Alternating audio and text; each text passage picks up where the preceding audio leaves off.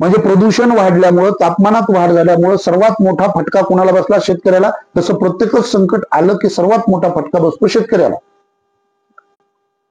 Professor Robbins आपल्या अर्थशास्त्राच्या व्याख्येत असं म्हणतात की गरजा अमर्यादित आहेत, साधने मर्यादित आहेत, ते दुर्मिळ आहेत, परंतु पर्याय. सर्वांना नमस्कार. आजपासून एका नवीन विषयाला आपण सुरुवात करणार आहोत, चर्चा करणार आहोत. तो नवीन विषय म्हणजे शेतकरी वाद.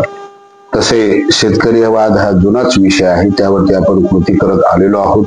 शेतकरी वाद हा पुढेही चालत जाणार आहे, कारण शेतकरी वाद जर आपण सुरू केला तर शेतमालाच्या किमती वाढू शकतात, शेती सुधारू शकते आणि शेतकरी आत्महत्येपासून दूर जाऊ शकतो आणि समृद्ध होऊ शकतो. आजच्या या भागामध्ये शेतकरी वाद या विषयावरती मी तुम्हाला एक प्रायव्हेट व्हिडिओ देणार आहे की शेतकरी वाद म्हणजे नेमकं काय. आज जो विषय आपण घेणार आहोत तो कृषी अर्थशास्त्रातला अत्यंत महत्वाचा विषय आहे. तो विषय बारकाईनं ऐका, सुरुवातीपासून शेवटपर्यंत ऐका, समजून घ्या आणि त्यावर कृती करा. ती कृती आपल्याला स्वतः करावी लागेल, कारण आज घडीला आसमानी संकट येऊन आपली माती खरडून गेलेली आहे, पिकं वाहून गेलेली आहे, ढगफुटीमुळं खूप मोठं नुकसान झालेलं आहे. दुसरं संकट येतं ते म्हणजे सुलतानी संकट. हे आसमानी संकट. दुसरं सुलतानी संकट की जे मानव निर्मित आहे. सुलतानी संकट हे शेतमालाच्या किमतीच्या बाबतीमध्ये आपल्या समोर येऊन पडतं, ते पाडल्या जातं. यावरती उत्तर शोधण्याचा प्रयत्न या कृषी अर्थशास्त्रातल्या वेगवेगळ्या भागातून करण्याचा प्रयत्न आपण करणार आहोत. म्हणून हा व्हिडिओ सविस्तर ऐका, समजून घ्या, सुरुवात स्वतःपासून करा.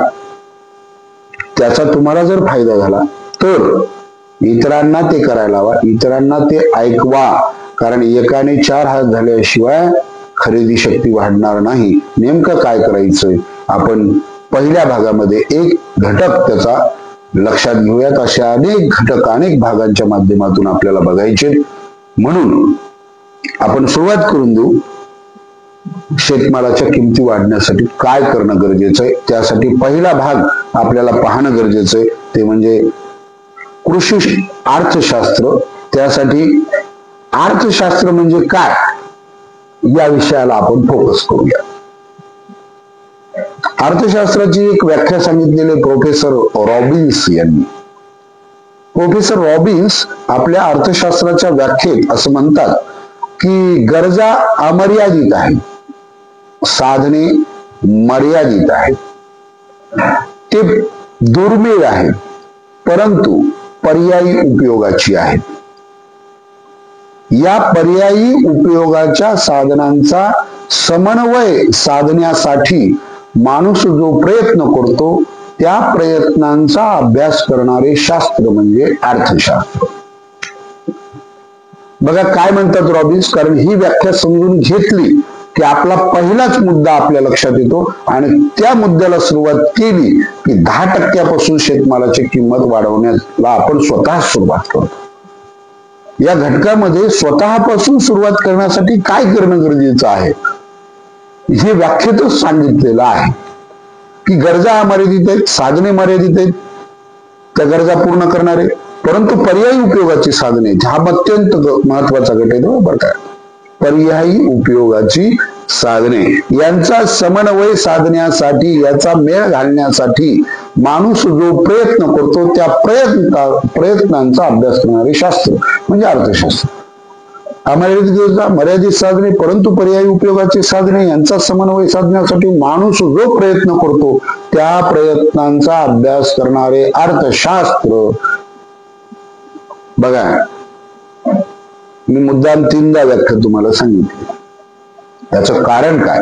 यात जो एक शब्द यायला, या शब्दाला आपण कृतीत आणलं की आपलं अर्थशास्त्र, कृषी अर्थशास्त्र बदलायला सुरुवात झाली. तो शब्द कोणता? पहिला शब्द सांगितलेला की अमर्यादित गरजा. गरजा खूप आहेत, एकानंतर एक येणाऱ्या आहेत, साखळी आहे त्यांची. जन्माला आलो की दुधापासून ते मृत्यू झाल्याच्या नंतर सुद्धा आपल्याला लाकडं लागतात. पण या गरजा पूर्ण करण्यासाठी साधनं कमी आहेत. दुर्मिळ आहेत, ती अपूर्ण आहेत. जे साधन मिळवतो कृतीतून तो गरजा जास्तीत जास्त पूर्ण करतो, पण कोणाच्याही गरजा संपत नाहीत. जो तिसरा घटक आहे तो या ठिकाणी अत्यंत महत्वाचा, तो बिघडला म्हणून कृषी अर्थशास्त्र बिघडलं. तो जाग्यावर आणण्याचा प्रयत्न सुरू झाला की कृषी अर्थशास्त्र जाग्यावर येणार. तो तिसरा घटक कोणता? पर्यायी उपयोगाची साधने. म्हणजे समजा मला गरज आहे भाकर खाण्याची, तर साधन कोणतं आहे? ज्वारी, बाजरी, हे साधन आहे. ते साधन नाहीये समजा आपल्याकडं, तर त्याला पर्याय आपल्याला वापरावा लागेल. मला जेवण करायचंय तर मग पर्याय आपण वापरतो चपाती. भाकरही नाही, चपातीही नाही, मग पर्याय आपण वापरतो तांदळाची चपाती. मग पर्याय आपण वापरतो मैद्याची चपाती, तंदूर. म्हणजे आपण पर्याय वापरत जातो. मुळात येऊया, हाच पर्याय आपण आपल्या वस्तू, आपले उत्पादन सोडून दुसऱ्याच्या वस्तू, दुसऱ्याच्या उत्पादनाला दिल्यामुळं कृषी अर्थशास्त्र बिघडलं. हा पर्याय जर आपण दिला, याचा जर आपण मेळ घातला, समन्वय साधला, तर आपलं अर्थशास्त्र जाग्यावर येऊ शकतं. प्रोफेसर रॉबिन्स यांची ही व्याख्या अत्यंत महत्वाची मी यासाठी समजतो की यामध्ये फार सुटसुटीत पद्धतीने शब्द समजावून सांगितलेले आहेत. तर पर्याय काय? पर्याय मी तुम्हाला सांगितलं की आपल्याला जेवणाची आवश्यकता आहे, भाकर पाहिजे, ज्वारी नसेल तर आपण पर्याय गव्हाचा देतो, गहू नसतील तर पर्याय तांदळाचा देतो, तांदळ नसतील तर पर्याय मैद्याचा देतो, हेही नसेल तर निसर्गातली फळं खाऊन जगतो, तेही नसेल तर काही जण उपवास करून, काही जण तर आजकाल पाण्यावरच जगायले, वगैरे वगैरे वगैरे. म्हणजे आपण आपलं पोट भरण्यासाठी, जगण्यासाठी पर्याय सातत्यानं देत राहतो. आणि मुळात शेतकऱ्यांच्या बाबतीमध्ये हेच घडलं. काय घडलं? पूर्वीचा जर विचार केला, पूर्वीचा जर अभ्यास केला, तर आपल्याला एक गोष्ट लक्षात येते की आपली उत्पादन आपणच वापरायचो, त्याचा उपभोग घ्यायचो, उरलेली उत्पादनं दुसऱ्याला द्यायचो, त्यातून उत्पन्न मिळवायचो, आपला उदरनिर्वाह चालायचा, चार पैसे खिशात पडायचे, आनंदानं जगायचो. आज परिस्थिती अशी झालेली की आपणच आपल्या उत्पादनांचा वापर करत नाही. आपल्याला वेगवेगळ्या पद्धतीनं, ते सगळ्या पद्धती आपण बघणार आहोत पुढच्या भागांमध्ये, वेगवेगळ्या पद्धतीनं आपल्यावरती त्यांची उत्पादनं कशी आपण उपभोगू, म्हणजे आपण घेऊ, त्यासाठी वेगवेगळे प्रयोग केले गेले. आपण त्यांची उत्पादनं वापरली, त्यांना त्याच्यापासून नफा झाला आणि आपली उत्पादनं पडून राहिली. हळूहळू त्याची मागणी कमी झाली, हळूहळू मागणी कमी झाली, म्हणून उत्पादनाला किंमत कमी व्हायला लागली. म्हणून मी म्हणालो सुरुवातीलाच की उत्पादनाच्या, आपल्या शेतमालाच्या किमती कमी करण्याला आपण सुद्धा जबाबदार आहोत. आता बघा आपल्याला नेमकं काय करायचं, ही व्याख्या मी तुम्हाला का सांगितली की गरजा सगळ्यांच्या भरपूर आहेत, सगळ्यांना गरज आहे त्याची, साधनं खूप दुर्मिळ आहेत माहित आहे, पण आपण पर्याय स्वतः अगोदर द्यायचा. आता पर्याय काय द्यायचा? समजा तुम्हाला चहा प्यायचा असेल तर दूध लागते, पत्ती लागते, म्हणजे चहा लागतो. समजा दूध नसेल तर तुम्ही त्याला पर्याय देता पावडरचं. समजा दूधही नाही, पावडरही नाही, तर तुम्ही त्याला पर्याय देता लिंबाचा, लिंबू टाकता त्याच्यात. आणि तेही नसेल तर तुम्ही काळा चहा, कोरा चहा तसाच पिता. हा पर्याय आपल्याला कोणी दिला हो? हा पर्याय इंग्रजांनी दिला. पूर्वी चहा होता का? नव्हता. मेथीची कॉफी, तुमच्या खजूर याची कॉफी, वेगवेगळे काढे, हे सगळे काढे केले जायचे आणि आपण उदरनिर्वाह करायचो, खर्च व्हायचा नाही. आपल्याला इंग्रजांनी पर्याय दिला, चहा आणला, चहाचे मळे उभे केले आज चहाशिवाय आपण जगू शकत नाही. समजा आपण याला पर्याय दिला, म्हणजे चहामध्ये किती पैसे जातात आपले, याला आपण पर्याय दिला आणि आपल्याच शेतामध्ये आपल्याच आजूबाजूला असलेले जे अनेक वनस्पती आहेत की ज्याचं आपल्याला माहितीच नाही की याचे काडीपूर्वी लोक प्यायचे आणि निरोगी जीवन जगायचे. चहामुळे आपण रोगी होत चाललो आहोत. चहा सुद्धा एक वनस्पतीच आहे, पण जास्त प्रमाणात घेतल्यामुळे शरीरावरती त्याचे वाईट परिणाम होतात, जे आता दिसायला लागलेले आयुर्मान सुद्धा त्यामुळे कमी होत आहे. हा एक महत्वाचा विषय, हा खूप मोठा विषय आहे. तर इंग्रजांनी आपल्याला पर्याय चहा दिला आणि आपण चहाच्या मागे लागलो. आज चहाचं आपल्याला व्यसन झालेलं आहे. पूर्वी इंग्रज येण्याच्या अगोदर चहा आपल्याकडे नव्हता. मग आपल्याला आपला शेतमालाची किंमत वाढवण्यासाठी पर्याय कसा देणं गरजेचं आहे बघा. कारण या पर्यायाचा मेळ घातल्याशिवाय आपले अर्थशास्त्र सुधारणार नाही. कृषी अर्थशास्त्र अत्यंत महत्वाचा घटक आहे. मी बिनबुडाचं बोलत नाही. कृषी अर्थशास्त्रामध्ये माझी PG आहे. पण आपण अभ्यास करतो, खरडीतो, मार्क घेतो, 20-20 मार्काचे प्रश्न सोडवतो, पास होतो, नोकरीला लागतो आणि सगळंच काही विसरून जातो. या सिद्धांताचा, या अभ्यासाचा थोडा उपयोग आपण आपल्या जीवनात आणि इतरांच्या जीवनामध्ये करायला सुरुवात केली. हे कृषी अर्थशास्त्र म्हणजे फक्त पैसेच कमावणं नाही, तर हे पर्यावरण, हा निसर्ग, एकूणच स्वतःला समृद्ध करणे आणि आयुर्मान वाढवणे, हा कृषी अर्थशास्त्र महत्वाचा घटक आहे. फक्त पैसा म्हणजे आर्थिक विकास नसतो, म्हणजे विकास नसतो, तो फक्त आर्थिक विकास असतो आणि विकासाच्या घटकासाठी अनेक घटक कारणीभूत असतात. हाही एक वेगळा विषय आहे ज्यावरती आपण पुढे भाष्य करणार आहोत. तर पर्याय आपल्याला द्यायचा आहे. पर्याय देत असताना आपल्याला काय करायचंय? अर्थात तुमच्या लक्षात आलेलं असेल की आपण इतर वस्तूंचा उपयोग देतो, त्या वापरात आणतो, त्या खरेदी करतो, त्याला आपण पर्याय देऊ. आपण जे अभियान सुरू केलेलं आहे शेतकऱ्यांसाठी, दसरा ते दिवाळी पासून पर्यंत आपण ते राबवतो, शपथ घेतो. दिवाळीच्या लक्ष्मी पूजनाला आपण शेतकऱ्यांकडून शेतमालाची योग्य किमतीला खरेदी करून शेतमालाचा सन्मान करतो आणि शपथ घेतो की वर्षभर मी याच पद्धतीनं करेल. अनेक सुशिक्षित लोक यासाठी एकत्र येतात. त्यासाठी मी आज दसऱ्यापासून दिवाळीपर्यंत एक पर्याय देतो आणि वर्षभर ही कृती आम्ही करतो. तर त्यासाठी आपण एक पर्याय देऊया कृषी अर्थशास्त्र बदलण्यासाठी. हा पर्याय कोणता? तर हा पर्याय एक छोट्या गोष्टीवरती उदाहरण घेऊया आपण. मग तुम्ही अनेक उत्पादनावरती हा पर्याय करू शकता. की आता दिवाळी आलेली आहे. दिवाळीमध्ये आपल्याला भांडवलशाहीनं अनेक गोष्टी वापरायची सवय लावली. म्हणजे आपण लाइटिंग टाकलीच पाहिजे, आपण मुलांना प्रचंड फटाके आणलेच पाहिजे, आपण या दिवसामध्ये बाहेर पर्यटनाला गेलोच पाहिजे, आपण या दिवसामध्ये वेगवेगळ्या साबणा वगैरे किंवा किराणामध्ये बघा तुम्ही की वेगवेगळ्या वस्तू आणल्याच पाहिजेत, बाहेर जेवायला गेलोच पाहिजे. हे भांडवलशाहीनं हळूहळू आपल्या डोक्यात भिनवलं. आपण आपल्या घरातलं सोडून दारात आलो, दारातून बाहेर गेलो आणि बाहेर जाऊन आपल्या घरातली तिजोरी बाहेर रिकामी केली.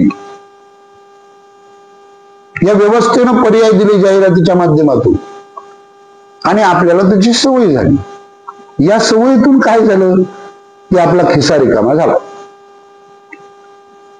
तर दिवाळीचाच आपण एक घटक घेऊयात की शेतमालाची किंमत एका उत्पादनाच्या बाबतीमध्ये विचारतो. तुम्हाला माहिती आहे की झेंडूची फुले अभियान सुरुवातीपासून आजपर्यंत आपण राबवत आहोत. तो एक मोठा विषय आहे, त्यावरती वेगवेगळे व्हिडिओ आपण पाहणार आहोत. पण आता ते झेंडूच्या फुलापुरतं मर्यादित न राहता सगळ्याच उत्पादनाच्या बाबतीमध्ये आपण राबवत आहोत. तर या दिवाळीला आपल्याला पर्याय द्यायचा आहे. तर तो पर्याय कोणता आहे? म्हणजे अर्थशास्त्रानं सांगितलंय ना की मर्यादित गरजा आहेत, म्हणजे अमर्यादित गरजा आहेत आणि साधनं मर्यादित आहेत, परंतु पर्यायी उपयोगाची साधनं याचा मेळ जर घातला आपण, आपल्याला मेळ घालायचा. तो कोणता मेळ घालायचा? तर तो मेळ घालायचा एक उत्पादन सोडून देऊन बाहेरचं जे आपण खरेदी करतो त्याला पर्याय द्यायचा. शेतातलं उत्पादन आपल्याला त्या ठिकाणी घ्यायचं.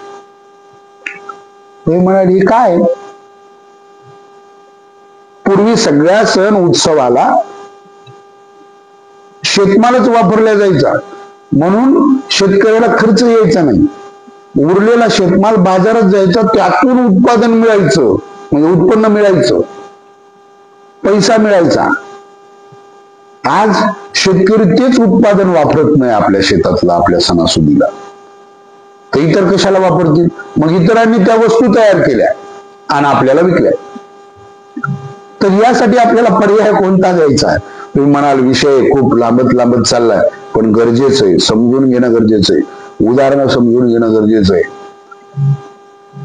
कारण तुम्ही एकाच उत्पादनाला अनेक उत्पादनाला विचार करायला लागतं की आपल्याला पर्याय कशाला द्यायचा.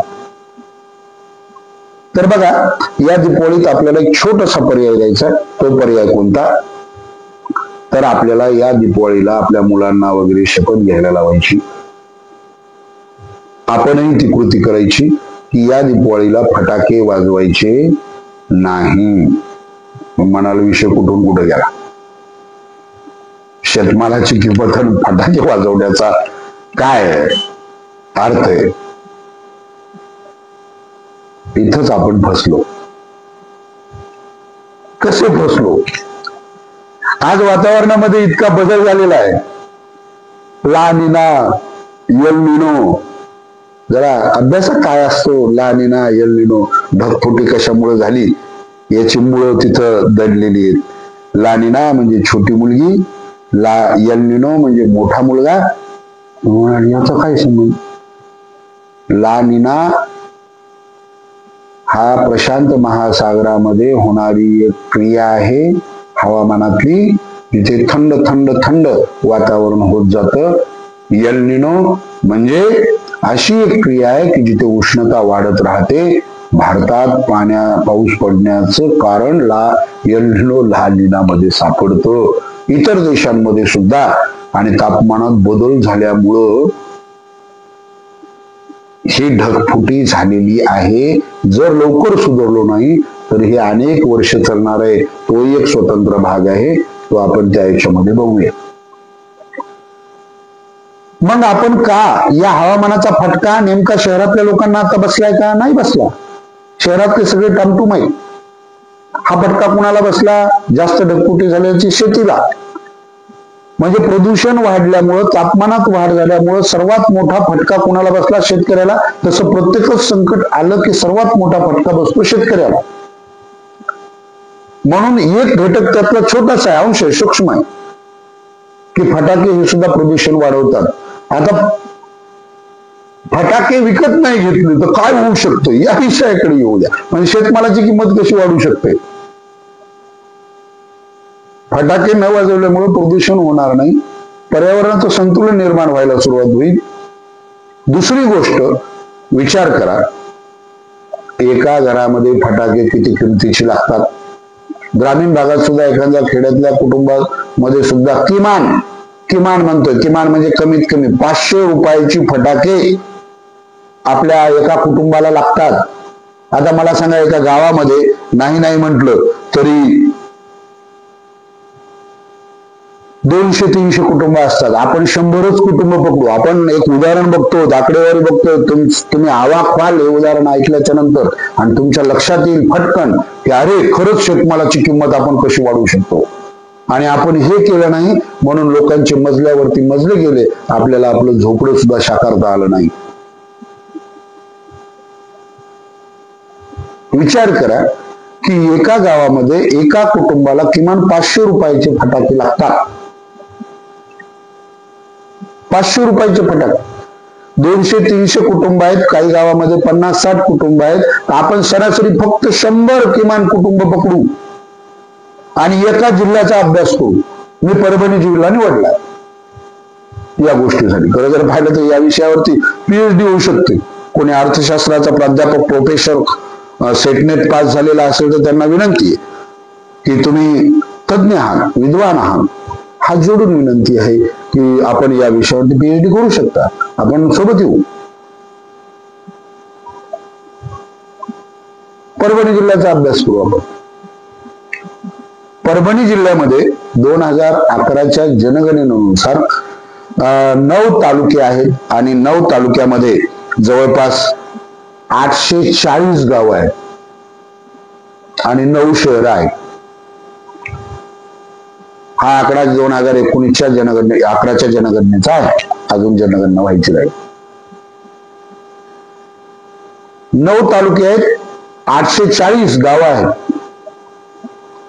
मी तुम्हाला सांगितलं की एका गावातल्या 100 कुटुंबांनीच 500 रुपयाचे फटाके घेतले तर काय होऊ शकतं? किती पैसा बाहेर जातोय फटाक्यांमध्ये?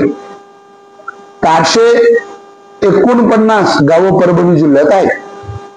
स्वतःपासून सुरुवात, माझा जिल्हा परभणी. 849 गावांमध्ये 100 कुटुंबांनी फटाके विकत घेतले तर 84,900 कुटुंब, मी आकडेवारी सांगतोय तुम्हाला, 84,900 कुटुंब फटाके विकत घेत आहेत 500 रुपयाची. 84,900 कुटुंबानं 500 रुपयाचे फटाके परभणी जिल्ह्यातल्या घेतले तर किंमत किती होते बघा, 4,24,50,000 रुपये. 4,24,50,000 रुपये हे ग्रामीण भागातील शेतकरी फटाक्यांवरती खर्च करतात. मी फक्त परभणी जिल्ह्याचं सांगितलं. आपल्या बाजूला हिंगोली जिल्हा आहे. या हिंगोली जिल्ह्यामध्ये 711 गाव आहेत. असे प्रत्येक जिल्ह्यातली गावं काढा. महाराष्ट्रामध्ये एकूण 41,000 खेडी आहेत एकूण 2011च्या जनगणनेनुसार आणि 378 शहर आहेत. हे अधिकृत आकडेवारी. 41,000 खेडी आहेत, गाव आहेत आणि 378 शहर आहेत. आता आकड्यात बदल झालेला नक्कीच वाढलेला असेल. 41,000 काय आहेत? गाव आहेत. 41,000 गावांचा जर विचार केला आणि त्यातील 100 कुटुंबाचा विचार केला तर आकडे मोजत राहा. या सर्व लोकांनी मिळून जर 500 रुपयाचे फटाके घेतले कुटुंबांनी तर 410 कोटी रुपयाचे फटाके होतात. 410 कोटी हा आकडा लहान नाही. आणि हे 410 कोटीचे फटाके आपण खरेदी केले नाही ग्रामीण भागातील.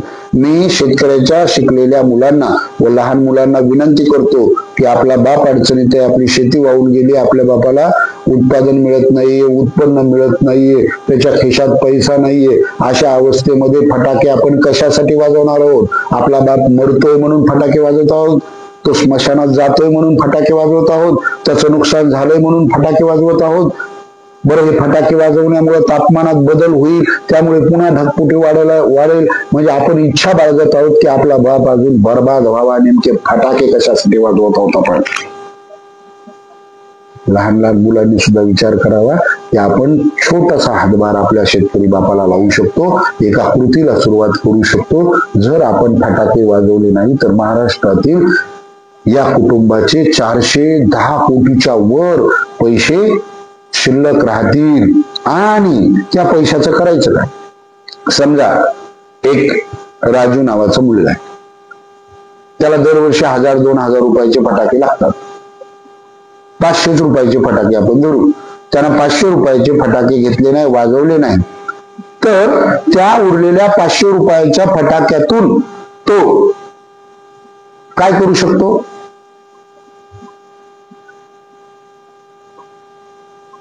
शेतमाल खरेदी करू शकतो. दीपावलीच्या दिवशी लक्ष्मीपूजनाला त्यानं बाजारात गेला आणि शेतकऱ्याकडून शेतमालाची खरेदी, जो त्याच्याकडे नाही त्या 500 रुपयाची खरेदी केली योग्य किमतीला, जास्त भाव देऊन, तर हे सगळे पैसे शेतकऱ्याच्या घरातच जातील. एकीकडे फटाके वाजणार नाहीत, दुसरीकडे हे पैसे शेतकऱ्याच्या घरात जातील. उदाहरणार्थ, जर झेंडूची फुले आपण त्या 500 रुपयातून खरेदी केली तुम्ही म्हणाल झेंडूची फुले याच विषयावरती आलो. हो, हा प्रयोग 8 वर्षापूर्वी आम्ही केला. अनेक मुलांनी शपथा घेतल्या. पर्याय दिला अर्थशास्त्रातला. फटाके वाजवायचे नाही, लाइटिंग टाकायची नाही, यातून वाचलेले पैसे शेतकऱ्याचा शेतमाल खरेदी करायचा. प्रत्येक कुटुंबातून हा पैसा शेतकऱ्याच्या घरी गेला. प्रत्येकाला मदत करायची शेतकऱ्याला, पण ती कशा पद्धतीने करायची हे लक्षात येत नाही. तर अशा छोट्या छोट्या गोष्टीतून आपण कृती केली की आपला पैसा आपल्याच गावात जातो, आपल्याच घरात जातो. म्हणून विचार करा, जर या दीपावलीला आपण सुरुवात केली आणि प्रत्येक गोष्टीला पर्याय द्यायला लागलो, या पर्यायाचा मेळ घातला की कृषी अर्थशास्त्र बदलतं. सुरुवात करा. तुमच्या घरात मुलांना शपथा घ्यायला लावा. मी पुढच्या व्हिडिओमध्ये सविस्तर मुलांसाठी व्हिडिओ बनवत आहे की मुलांनी नेमकं काय करायचं. या व्हिडिओमध्ये मी पर्याय सांगितलाय, म्हणजे पुढच्या व्हिडिओचा तुम्ही उपयोग कृतीत कराल आणि पर्याय द्या की शेतमाल त्यातून आपल्याला खरेदी करता येईल. हे पैसे आपल्याच घरात जातील, यातून पर्यावरणाचं रक्षण होईल. दुसरी गोष्ट, शेतकऱ्याचा शेतमालही विकला जाईल. झेंडूची फुले खरेदी करा 500 रुपयाची, किंवा इतर भाजीपाला खरेदी करा 200 रुपयाच्या झेंडूचे हार करा, 300 रुपयाच्या झेंडूच्या रांगोळ्या काढा. त्याचा पैसा वाचेल, पर्यावरणाचं नुकसान होणार नाही, प्लास्टिकच्या वस्तू आणण्याची गरज नाही आणि शेतकऱ्याकडेच पैसा जाईल. म्हणून अर्थशास्त्रातला अत्यंत महत्वाचा घटक की ही गरज पूर्ण करण्यासाठी साधन शेतमाल वापरा. काय म्हणतोय रॉबिन्स, काय म्हणाले? अमर्यादित गरजा, मर्यादित साधने, परंतु पर्यायी उपयोगाची साधने यांचा समन्वय साधण्यासाठी, मेळ घालण्यासाठी माणूस जो प्रयत्न करतो, त्या प्रयत्नाचे शास्त्र म्हणजे अर्थशास्त्र. प्रयत्नांचा अभ्यास करणारे शास्त्र म्हणजे अर्थशास्त्र.